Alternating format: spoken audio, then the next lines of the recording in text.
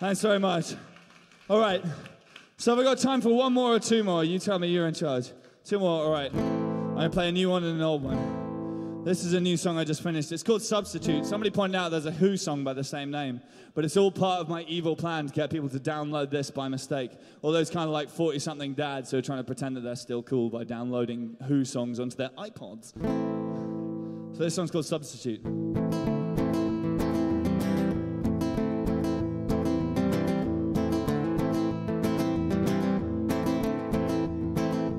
First girl that I loved, she was a fair and faithful fighter. She smoldered with a will to save the world. I wanted so to help her, yeah, I stood shoulder to shoulder on the front lines with my visionary girl. I wish that she had cared for me, but in the end her ideologies occupied the fortress of her heart. I wrote her 15 songs, but still we had to part. And if music was the food of love, then I'd be a fat romantic slob. But music, it's my substitute for love.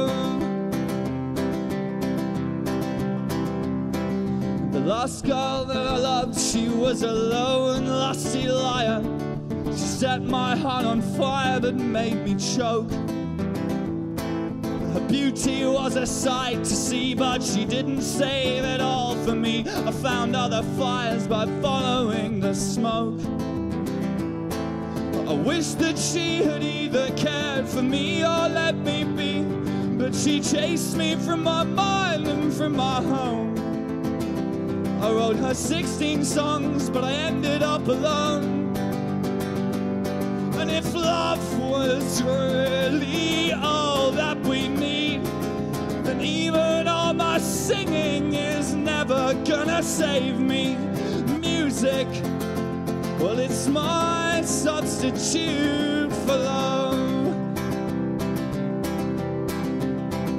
Well, I've had many different girls inside my bed, but only one or two inside my head. These days I cuddle up to my guitar instead. But oh, what I would give, not to stumble but to really fall in love. And I could substitute my singing for the sound of someone sleeping next to me.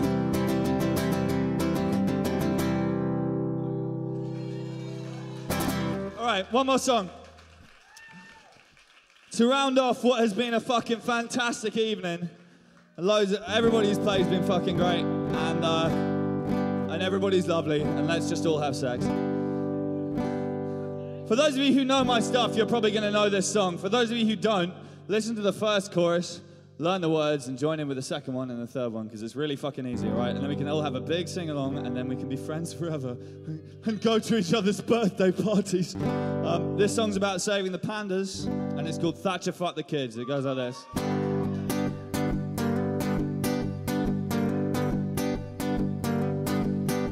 Whatever happened to childhood?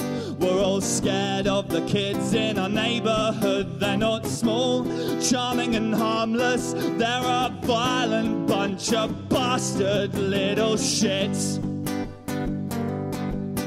And anyone who looks younger than me makes me check for my wallet and my phone and my keys. And I'm tired of being tired out, always being on the lookout for thieving kids.